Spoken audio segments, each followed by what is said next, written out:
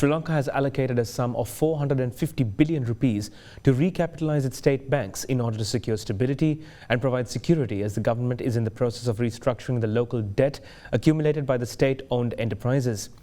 Treasury Secretary Mahinda Sirivardhana delivering the keynote address at an expert panel discussion organised for the Centre for Banking Studies under the theme Decoding the National Budget 2024 Priorities, revealed yesterday, however, said that the recapitalization will not affect the local rupee-denominated markets. He also added that while the government is able to increase the salaries of state employees in the upcoming year, it is not possible to provide tax reliefs as Sri Lanka continues to be behind the revenue targets set by the International Monetary Fund. Through the Budget 2024 proposal, the government has decided to allocate 450 billion rupees to recapitalize the state banks, which are being affected due to the domestic debt restructuring process. According to the budget proposal for the year 2024, the Ceylon Petroleum Corporation's debt is valued at trillion rupees, while the Ceylon Electricity Board has an accumulated debt of 800 billion rupees owed to the state banks. Due to the debt restructuring process, banks face the risk of recording large losses which will have to be met by capital infusions from taxpayer funds. In addition to the 450 billion rupee recapitalization, it is proposed that 20% of the shares of two large state-owned banks should be given to strategic investors or the public to improve capital and reduce the burden on taxpayers' funds.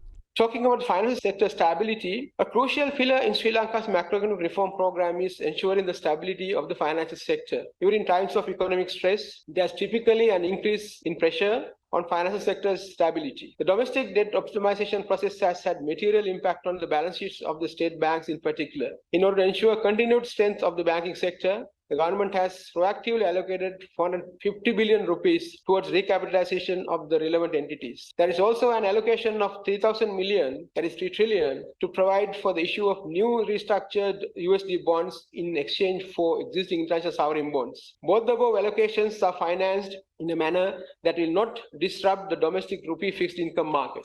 Bank recapitalization allocation is more than enough to ensure the banking sector remains stable and well capitalized. However, in parallel, a number of governance and regulatory reforms for the banking sector are being implemented. This includes enhanced disciplines on appointments of key management personnel and boards of state banks, tighter restrictions in terms of single borrower limits and other credit risks parameters, and other measures to ensure the mistakes of the past are not repeated. It has, however, not been possible to provide relief on tax measures at this stage. Government revenue collection remains below target levels, and it is the aggregate target that is watched closely by the IMF and external creditors. In a context where revenue is below target and where the tax reforms have been in place for less than a year, it has become very difficult to defend a reduction in taxes, particularly those affect the top 20% of income earners in the country. Any reduction on one type of taxes would have to be matched by an increase in a different tax to maintain the aggregate revenue target intact. What are the results of tax administration and compliance reform begin to bear fruit? The aggregate tax targets can be met.